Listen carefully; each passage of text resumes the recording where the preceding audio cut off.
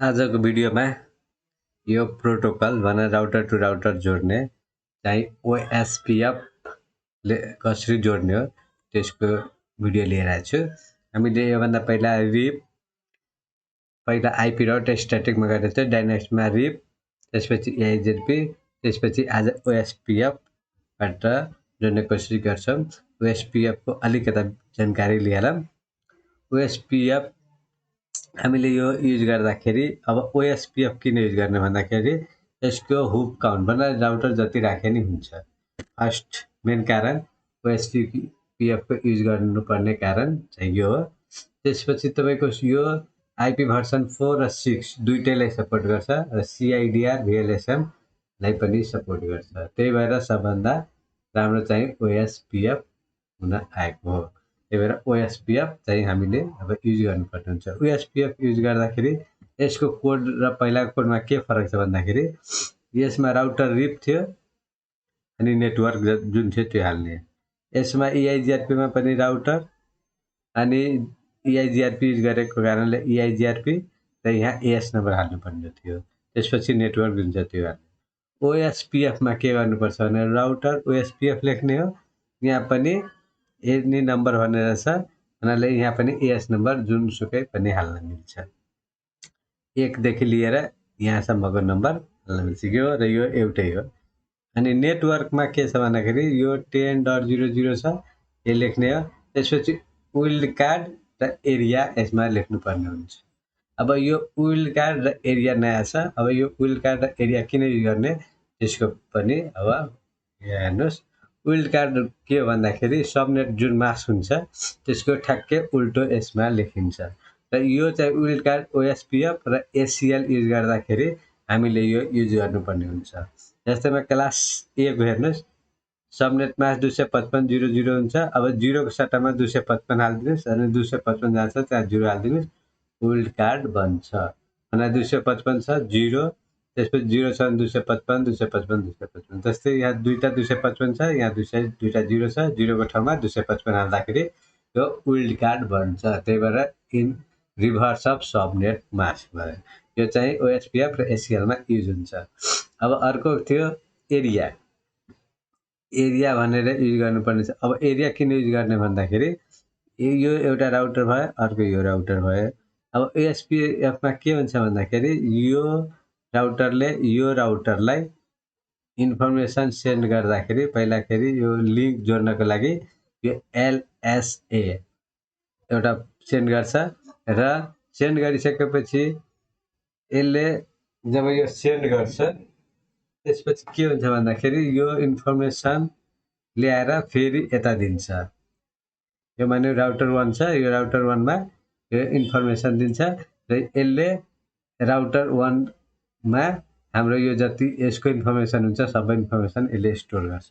त्यस्तै यो राउटरले पनि यो LSA यता पठाउँछ र लिंक छ भने फेरि यसले सबै इन्फर्मेसन यता दिन्छ र यसको इन्फर्मेसन यसले दिन्छ। भन्नाले यसले यसको इन्फर्मेसन दिनुभयो, यसले यसको इन्फर्मेसन दिनुभयो। यो LSA, LSU र LSDB यसमा स्टोर गर्ने हो। यसरी इन्फर्मेसन यसले स्टोर गर्छ। त्यसपछि हुन्छ के भन्दाखेरि यो यदि मानौँ न 50 100 धेरै राउटर छ भने यस्तो 50-100 वटा छ भने सबैको इन्फर्मेसन राख्दाखेरि यो धेरै ठुलो साइज हुन जान्छ। त्यही भएर यो 40-50 को इन्फर्मेसन एउटै एरियामा हालिदिएपछि अलि साइज कम हुन्छ, भर्चुअली यसले राख्ने हो। त्यसपछि मानौँ न यसमा 5 वटा छ भने 5 वटा राउटरको इन्फर्मेसन एउटै एरियामा हालिदिने। सबैले सबै हाल्यो भने त्यो साइज ठुलो हुन जान्छ। त्यस्तै यो राउटरको यसमा 4 वटा राउटर छ, यसको सबै यो एरियामा इन्फर्मेसन हाल्ने। अब यो दुईटै एरियालाई एकअर्कासँग लिंक गराउँदाखेरि यसलाई अफ ब्याकबोन्स एरिया भन्छ। जस्तै ब्याक एरिया दुई थरीको हुन्छ, अफ र ब्याकबोन्स। ब्याकबोन्स भनेको यो 4-5 वटा जस्तै 50-60 वटा छ भने सबैको इन्फर्मेसन एउटाले राख्ने, अर्कोको 40-50 को एउटामा राख्ने। अनि दुईटैको लिंक गराउनको लागि जुन हुन्छ यसलाई ब्याकबोन एरिया भन्छ। यसरी हामीले एरिया छुट्याउने हो। अब चाहिँ हामी जाम यसमा। अब यो राउटरमा मैले OSPF राख्ने कोसिस गर्छौं। के गर्छौं भन्दाखेरि इनेबल, त्यसपछि फर्स्टमा त ग्लोबल मोडमा जानु पर्यो, त्यसपछि यसमा राउटर OSPF युज गर्नु पर्यो अनि एस नम्बर मैले 100 हाले। त्यसपछि नेटवर्क म यो क्लास यसमा छु, त्यही भएर यो 10 वाला हाल्छु पहिला। 10.0.0.0 अनि यसको विल्ड कार्ड के हुन्छ भन्दाखेरि यो क्लास A को हो, त्यही भएर क्लास A को के हुन्छ भन्दाखेरि 255.0.0 हुन्छ। यसमा के हुन्छ 0.255 ठ्याक्कै 0 को ठाउँमा 255 हाल्ने। त्यसपछि एरिया, अब एरिया यसमा के हाल्नु भन्दाखेरि म चाहिँ 0 देखि 0 1 2 जे हालिनुहुन्छ, म यसलाई 0 हाले।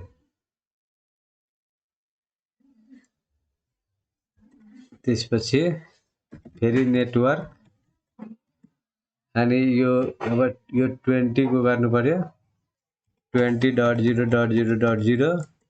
त्यसपछि यसको विल्ड कार्ड पनि सेम हुन्छ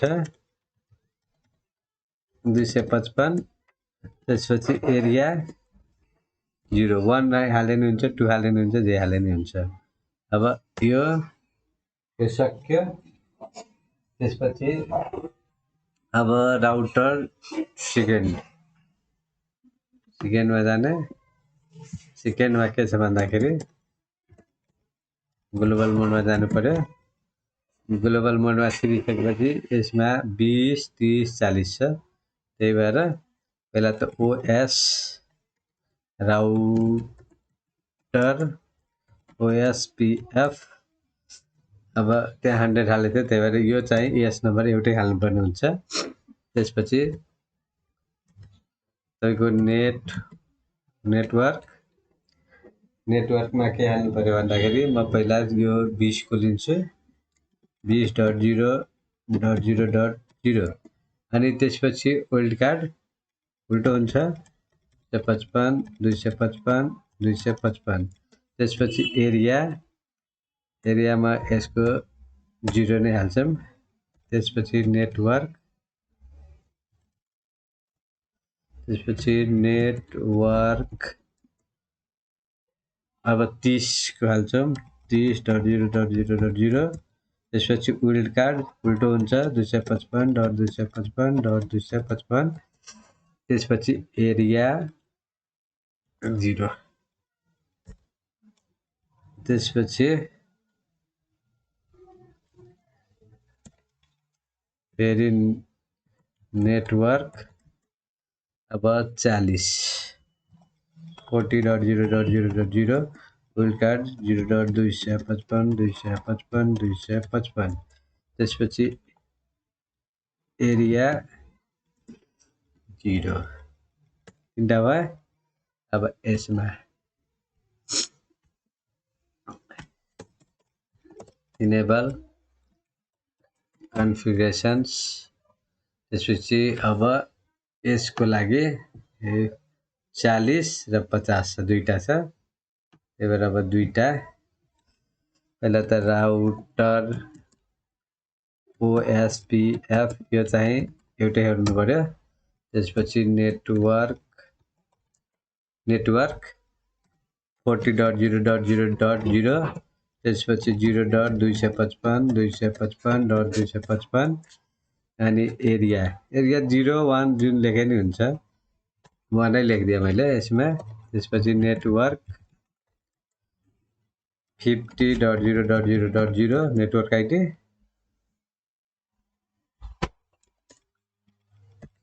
network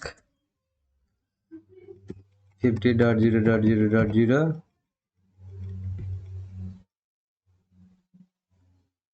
receive invalid packet mismatch area ID।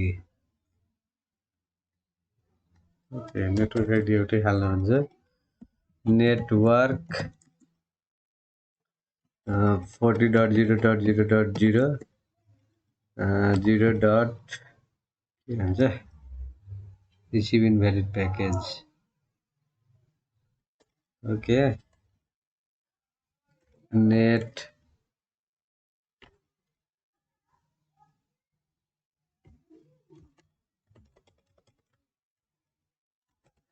configuration each message ID from backbone area must be virtual ring but not found from 40 ए मैले यो 40 को पहिला 0 मा हालेको थिएँ त्यही भएर यो 0 हुनुपर्ने हो त्यही भएर यो लिइरहेको छैन नेटवर्क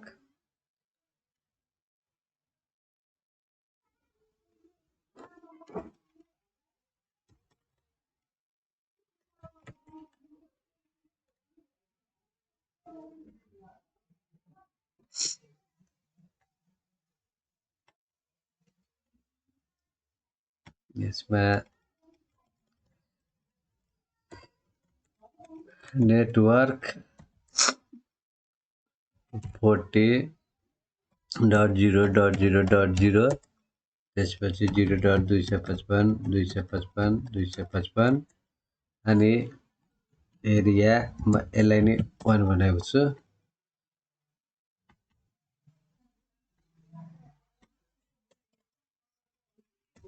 नेटवर्क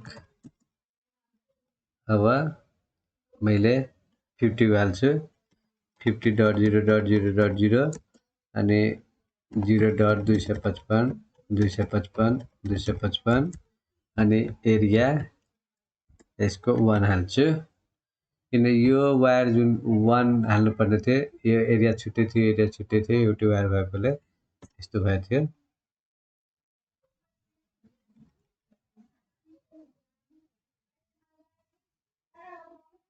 सरी पहिला राउटर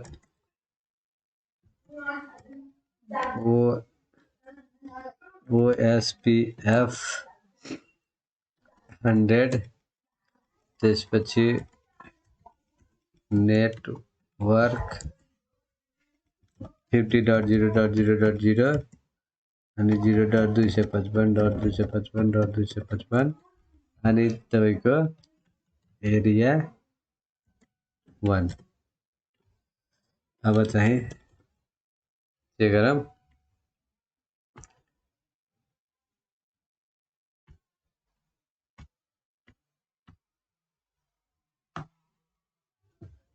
यो कम्प्युटरमा छ हामी यो कम्प्युटरसँग कुरा गराउँछौँ के हुन्छ 50.0.0.0 अब यो डाटा के गर्छ आयो यसरी हामीले यो वायरको 0 दिएको थियो एरिया अनि 1 दिएर यस्तो प्रब्लम भएको थियो अब यो यसको कन्फिगरेसन हेरेको सो आइपी रूट लेखेपछि यहाँ हेर्नुस् यो DS OSPF हो ओ लेखिरहेछ यो OSPF ले जोडेछ भनेर यो चाहिँ यसरी हामी OSPF बाट विलक्याट एरिया राख्नु पर्ने हुन्छ जसले कि हामीलाई यो राउटरलाई एकअर्कासँग राउट गर्न सजिलो हुन्छ हस् थ्यांक यू धन्यवाद